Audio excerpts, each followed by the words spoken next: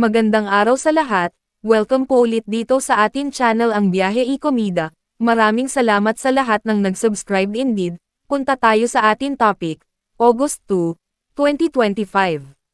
Last week kung naaalala nyo The Barkads, OPM male clones ang nag-concert, ngayon naman, ka-voice ng mga classic female artist ang bumida sa ating TV stage, at malulupit itong mga contestant. Malupit din naman yung judges. Let's meet our judges. Singer and international theater performer, Robert Senya, multi-awarded pop and gospel songwriter, arranger, and music producer, John G. Marcelo. Next judges, actress and star icon awardee Sheryl Cruz.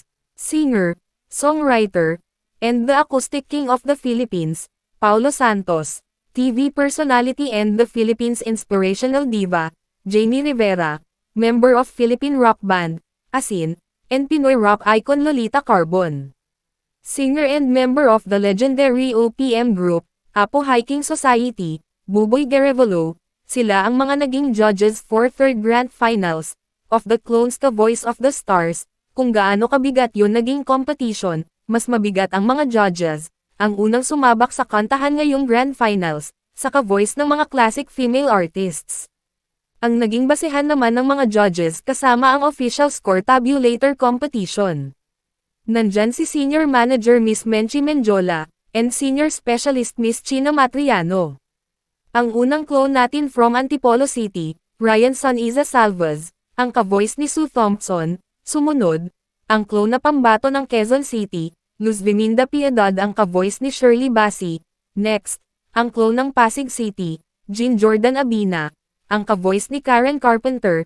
Sumunod ang clone natin from Las Piñas, Princess Aresgado, ang ka-voice ni Bonnie Tyler, and the last but not the least, ang ating clone from Pangasinan, Salvador Kalimlam ang ka-voice ni Joni Lee. Kumpleto na yung mga grand finalist natin, na sila Ryan, Luz Viminda, si Jean Jordan, si Princess at si Salvador.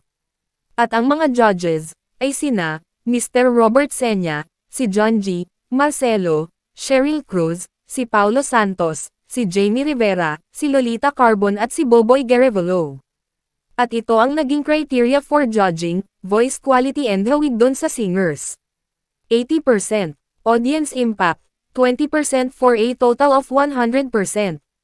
At ang atin, second runner-up with an average score of 92.57, ang ka-voice ni Shirley Basi, Luz Viminda Piedad.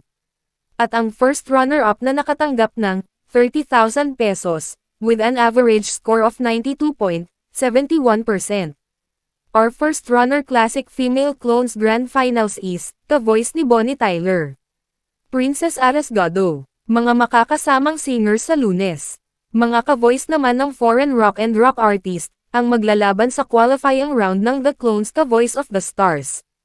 At ang stars ng classic female clones grand winner is with an average scores of 96.43%, our grand winner is, ka-voice ni Karen Carpenter, Jean Jordan Abina.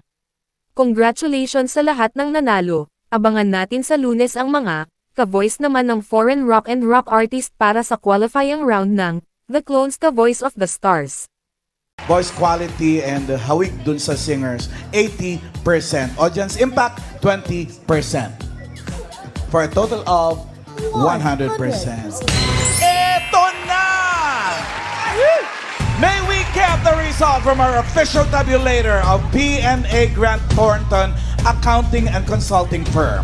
Our second runner-up will receive 20,000 pesos payable in 10 years. Ha? Minimum, 5 years na, 5 years. 5 years. 20 mil. Classic female clones grand finals with an average score of 92.57%.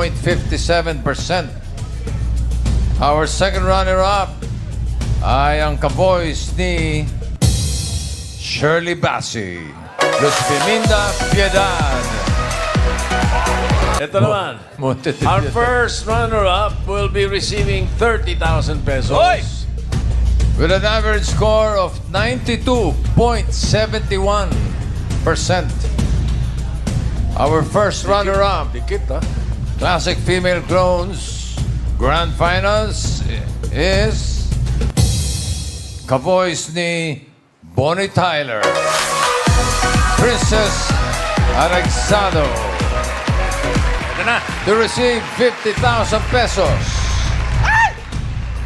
The clone, Kavoice of the Stars Classic Female Clones Grand winner is Classic Female Clones Grand Finals with an average score of 96.43%.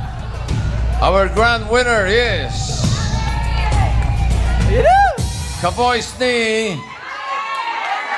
Karen Carpenter. Jean Jordan Abino. Congratulations! At yan ang ating latest showbiz chika update for today. Huwag kalimutan mag-subscribe, i-click ang notification bell for more showbiz chika updates at suportahan po ang ating Facebook page. Maraming salamat sa lahat ng nag-subscribe indeed. Magandang buhay sa lahat. Adios!